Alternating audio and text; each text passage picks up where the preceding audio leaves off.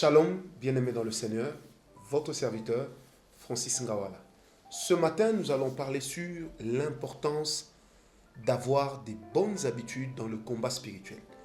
L'importance de développer des bonnes habitudes dans le combat spirituel. Quel en est l'impact?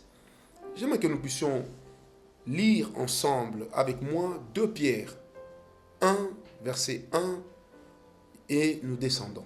2 Pierre 1, verset 1. Bon, je préfère qu'on prenne verset 5, c'est mieux. La Bible dit, « À cause de cela même, faites tous vos efforts pour joindre à votre foi la vertu. À la vertu, la science. À la science, la tempérance. À la tempérance, la patience. À la patience, la piété. À la piété, l'amour fraternel. À l'amour fraternel, la charité. » Ainsi de suite. Alors par là, qu'est-ce que l'apôtre Pierre est en train de nous enseigner? Bien-aimés, certains combats auxquels nous faisons face spirituellement viennent simplement du fait que nous avons ouvert les portes en laissant les mauvaises habitudes nous diriger. Vous savez, il y a de ces choses qui ne demandent pas une révélation particulière, mais qui exigent simplement que vous puissiez changer les habitudes. N'oubliez pas que les habitudes, ce sont des dispositions acquises. Ces dispositions sont tellement acquises qu'elles deviennent des prédispositions constantes. C'est plus ou moins une manière d'être qui est relativement permanente dans la vie de l'homme. Eh bien, bien-aimés, faisons attention.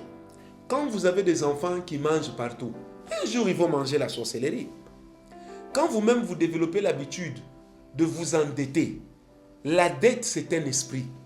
Après un temps, vous devenez esclave de ceux auprès desquels vous vous êtes endetté. La Bible dit tout homme est esclave de la chose qu'il a vaincue. C'est l'apôtre Pierre qui le dit.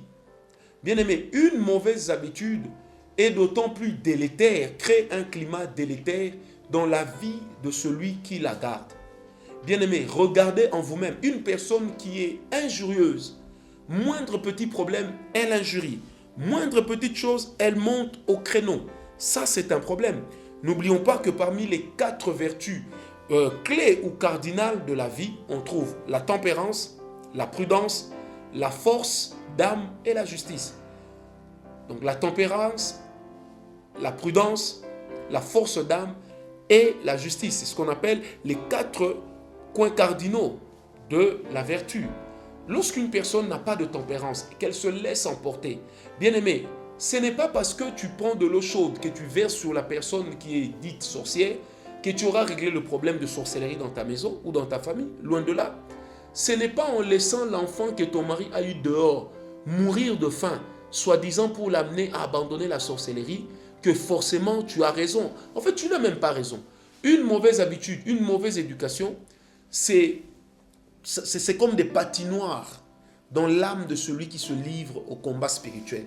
Bien-aimé, lorsque je sais que j'ai des combats extraordinaires dans ma famille, mais je ne vois pas ce que j'irai faire dans un bar, dans une boîte de nuit.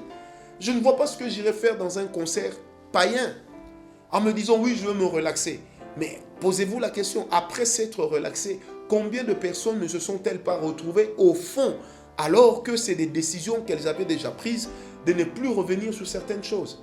Eh bien, bien-aimé, j'aimerais nous exhorter à laisser les bonnes habitudes prendre la place. Vous avez l'habitude de vous asseoir en groupe pour critiquer, pour vous livrer à la médisance. Vous critiquez votre pasteur. Vous acceptez même que d'autres personnes critiquent vos pasteurs auprès de vous. Mais quand vous avez des problèmes spirituels, ce sont les mêmes pasteurs qui interviennent. Et bien, qu'est-ce que vous êtes en train de faire? Vous crachez sur la main qui vous nourrit. Vous couvrez d'urine l'endroit sur lequel vous aviez vous-même jeté la sémence pour laquelle vous étiez en train de compter.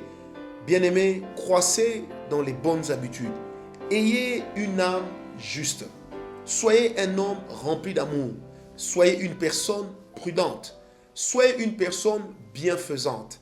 Cela vous permettra d'être grand.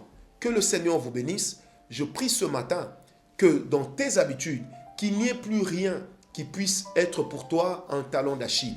Si dans ta vie, tu te comportes comme dans la cour du roi Péto, ça n'ira pas. Retiens une chose importante, bien-aimé, il n'y a rien de mieux que la discipline, il n'y a rien de mieux que de laisser les bonnes habitudes remplacer les mauvaises. Tu n'es pas le diable pour ne pas changer de nature. Que Dieu te bénisse et que la grâce de Dieu soit votre partage en ce jour. Soyez bénis.